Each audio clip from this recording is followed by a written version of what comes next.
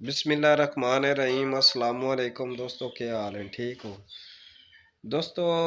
ਜਿਹੜੀ ਅੱਜ ਕੱਲ ਹਕੀਕਤ ਹੈ ਉਹ ਤੁਹਾਨੂੰ ਕੰਮ ਹੀ ਲੋਕ ਦੱਸਦੇ ਪਏ ਉਸ ਤਕਰੀਬਨ, ਕਿਉਂਕਿ YouTube ਤੇ ਨਾ ਜਿਤਨੇ ਹੀ ਵੀਡੀਓ ਬਣਾਉਣ ਵਾਲੇ ਹਨ ਜਾਂ ਵੀਡੀਓ ਵਾਲੇ ਆ ਰਹੇ ਹਨ ਨਾ, ਉਹ ਸਾਰੇ ਇਹੋ ਗੱਲ ਕਰਦੇ ਨੇ ਵੀ ਤੁਸੀਂ ਇੱਕ ਬੱਕਰੀ ਲੈਣੀ ਹੈ ਤੇ ਜਨਾਬ ਉਸ ਨੂੰ ਤੁਸੀਂ ਕ੍ਰਾਸ ਕਰਾਓ।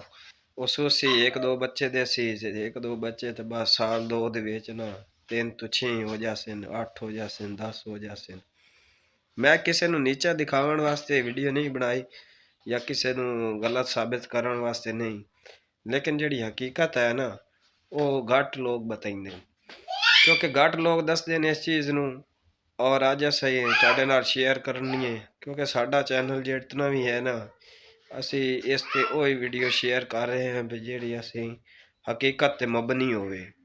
ਉਸ ਤੋਂ ਇਲਾਵਾ ਅਸੀਂ ਕੋਈ ਨਹੀਂ ਆਪਣੇ ਯਾਨੀ ਕਿ ਚੱਕਰਾਂ, ਕੁਝ ਲੋਕ ਵਿਊਜ਼ ਲੈਣ ਦੇ ਚੱਕਰਾਂ 'ਚ ਹੁੰਦੇ ਨੇ ਜਾਂ ਚੈਨਲ ਨੂੰ ਵਾਇਰਲ ਕਰਨ ਦੇ ਚੱਕਰਾਂ 'ਚ ਹੁੰਦੇ ਨੇ। ਇਸ ਵਜ੍ਹਾ ਤੋਂ ਉਹ ਹਰ ਵੀਡੀਓ ਫਾਇਦੇਮੰਦ ਫਾਇਦਾ ਵੀ ਹੈ, ਨੁਕਸਾਨ ਵੀ ਹੈ, ਉਹ ਦੋਵੇਂ ਚੀਜ਼ਾਂ ਸ਼ੇਅਰ ਕਰਨੀਆਂ ਚਾਹੀਦੀਆਂ।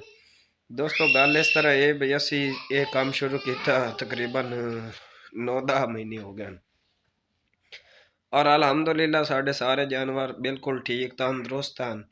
ਬੱਕਰੀਆਂ ਕਰਾਸ ਹੋਈਆਂ, ਕਿਸੇ ਨੂੰ ਕੋਈ ਮਸਲਾ ਨਹੀਂ ਬਣਿਆ, ਸਾਰੀਆਂ ਤਕਰੀਬਨ ਬੱਚੇ ਠੀਕ ਠਾਕ ਦਿੱਤੇ। ਇੱਕ ਬੱਕਰੀ ਵਿੱਚ ਵੀਕਨੈਸ ਆਈ, ਉਸ ਨੂੰ ਕਮਜ਼ੋਰ ਬੜੀ ਆਈ, ਜਿਹਦੀ ਵਜ੍ਹਾ ਤੋਂ ਉਹ ਬੱਕਰੀ ਜਿਹੜੀ ਹੈ ਨਾ ਇੱਕ ਬੱਚਾ ਕਮਜ਼ੋਰ ਪੈਦਾ ਕੀਤਾ, ਲੇਕਿਨ ਉਹ ਬੱਚੇ ਦਾ ਅਸੀਂ ਇਲਾਜ ਮੁਲਾਜ ਕੀਤਾ, ਲੇਕਿਨ ਉਹ ਉੱਠਣ ਦੇ ਕਾਬਿਲ ਨਾ ਰਿਹਾ, ਉਹ ਮਰ ਗਿਆ। ਅੱਛਾ, ਦੂਸਰੀ ਇਹ ਗੱਲ ਹੈ ਬਈ ਜਦੋਂ ਵੀ ਕੋਈ ਨੁਕਸਾਨ ਹੋ ਸੀ ਨਾ ਸਾਨੂੰ, ਇੱਕ ਤਾਂ ਕੁਦਰਤੀ ਮਾਮਲਾ ਹੈ, ਰੱਬ ਤਾਲਾ ਦੀ ਤਰਫੋਂ ਜਿਸ ਬੰਦੇ ਨੂੰ ਅੱਲਾ ਚਾਹੇ ਇੱਜ਼ਤ ਦੇਵੇ, ਜ਼ਿਲਤ ਦੇਵੇ। ਅਗਰ ਅੱਲਾ ਨਾ ਚਾਹੇ ਤੁਹਾਡਾ ਨੁਕਸਾਨ ਤੇ ਤੁਹਾਡਾ ਨੁਕਸਾਨ ਪੂਰੀ ਦੁਨੀਆ ਵੀ ਮਿਲ ਕੇ ਕਰਨਾ ਚਾਹੇ ਤਾਂ ਨਹੀਂ ਕਰ ਸਕਦੀ। ਅਗਰ ਅੱਲਾ ਤੁਹਾਡਾ ਫਾਇਦਾ ਨਾ ਚਾਹੇ ਤੇ ਤੁਹਾਡੀ ਪੂਰੀ ਦੁਨੀਆ ਵੀ ਮਿਲ ਕੇ ਫਾਇਦਾ ਕਰਨਾ ਚਾਹੇ ਤੇ ਉਹ ਵੀ ਨਹੀਂ ਹੋ ਸਕਦਾ। ਇਸ ਤੇ ਤੁਹਾਨੂੰ ਯਕੀਨ ਹੈ ਔਰ ਇਸ ਤੇ ਅਸਾਂ ਯਕੀਨ ਰੱਖਦੇ ਹਾਂ।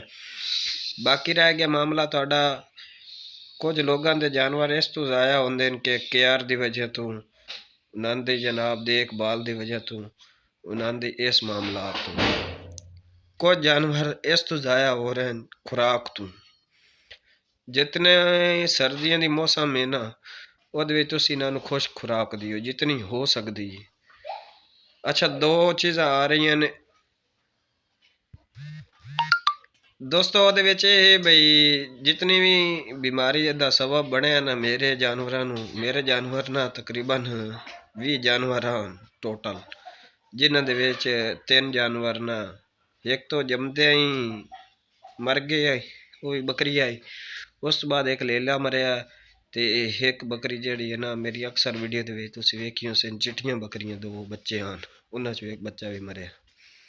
ਅੱਛਾ, ਮੇਰੇ ਰੀਜ਼ਨ ਦੇ ਮੁਤਾबिक, ਮੇਰੀ ਸਮਝ ਦੇ ਮੁਤਾबिक ਉਹਨਾਂ ਦਾ ਇਹੀ ਮਸਲਾ ਹੈ, EVT ਦੀ ਬਿਮਾਰੀ ਦਾ ਉਹਨਾਂ ਨੂੰ ਅਟੈਕ ਹੋਇਆ ਔਰ ਜਿਹਨੂੰ ਆਂਤੋਂ ਕਾ ਜ਼ਹਿਰ ਆਂਦੇ, ਔਰ ਇਹਦੇ ਵਾਸਤੇ ਵੈਕਸੀਨ ਵਗੈਰਾ ਮੈਂ ਕੋਈ ਨਹੀਂ ਕਰਵਾਈ ਤੇ ਨਾ ਹੀ ਮੈਂ ਲਵਾਈ। ਮੇਰੇ ਕੋਲ ਜ਼ਿਆਦਾ ਜਿਹੜਾ ਚਾਰਾ ਹੈ ਉਹ ਸਬਜ਼ ਹੈ, ਖੁਸ਼ਕ ਚਾਰਾ ਮੇਰੇ ਕੋਲ ਕੰਮ ਆਈ, ਜਿਸ ਦੀ ਵਜ੍ਹਾ ਤੋਂ ਮੈਂ ਉਹਨਾਂ ਨੂੰ ਖੁਸ਼ਕ ਚਾਰਾ ਕੰਮ ਦੇ ਸਕੇ ਹਾਂ, ਯਾਨੀ ਕਿ ਬੱਚਿਆਂ ਨੂੰ ਵੀ ਔਰ ਦੂਏ ਸਾਰੇ ਜਾਨਵਰਾਂ ਨੂੰ। ਫਿਰ ਇੱਕ ਜਾਨਵਰ ਸਾਰੀ ਕੁਵਤ ਤੇ ਮੁਦਾਫੀਅਤ ਇੱਕੋ ਜਿਹੀ ਨਹੀਂ ਹੁੰਦੀ, ਹਰ ਜਾਨਵਰ ਦੀ ਅਲੱਗ ਅਲੱਗ ਹੁੰਦੀ ਹੈ, ਹਰ ਜਾਨਵਰ ਦਾ ਅਲੱਗ ਅਲੱਗ ਹਾਜ਼ਮਾ, ਮੈਦਾ, ਹਰ ਚੀਜ਼ ਬਰਦਾਸ਼ਤ ਕਰਨ ਦੀ ਕੁਵਤ ਇੱਕ ਜੈਸੀ ਨਹੀਂ ਹੁੰਦੀ। ਤੇ ਇੱਕ ਹੀ ਮਾਮਲਾ ਬਣਿਆ ਕਿ ਰਾਤ ਨੂੰ ਮੈਂ ਜਾਨਵਰ ਸਾਰੇ ਬੰਦ ਕੀਤੇ, ਸੁਬਹ ਗਿਆ ਤੇ ਲੇਲਾ ਜਿਹੜਾ ਨਾ ਤੰਦਰੁਸਤ ਆਈ, ਠੀਕ ਆਈ। ਇਹ ਅਚਾਨਕ ਜਿਹੜੀ ਮੌਤ ਹੈ ਨਾ, ਇਹ EVT ਦੀ ਬਿਮਾਰੀ ਦੀ ਵਜ੍ਹਾ ਤੋਂ ਹੋ ਰਹੀ, ਔਰ ਇਹ ਸਿਰਫ ਨਾ ਸਬਜ਼ ਚਾਰਾ ਜ਼ਿਆਦਾ ਦੇਵਣਾ ਔਰ ਦਾਣਾ ਵਗੈਰਾ ਜ਼ਿਆਦਾ ਖਵਾਉਣ ਨਾਲ ਵੀ ਇਹ ਮੌਤ ਅਚਾਨਕ ਵਾਲੀ ਆ ਸਕਦੀ ਹੈ।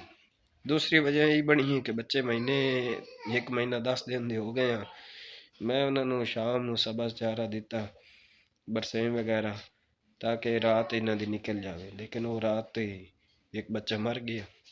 ਚਾਹੇ ਉਹਨੂੰ ਜੋ ਵੀ ਮਸਲਾ ਬਣਿਆ ਦੋਸਤੋ, ਗੱਲ ਕਰਨ ਦਾ ਮਕਸਦ ਇਹ, ਮੈਂ ਉਹਦੀ ਵੀਡੀਓ ਵੀ ਵਿੱਚ ਨਾ ਐਂਡ ਤੇ ਲਾ ਦੇ ਸਭ ਬੱਚੇ ਦੀ।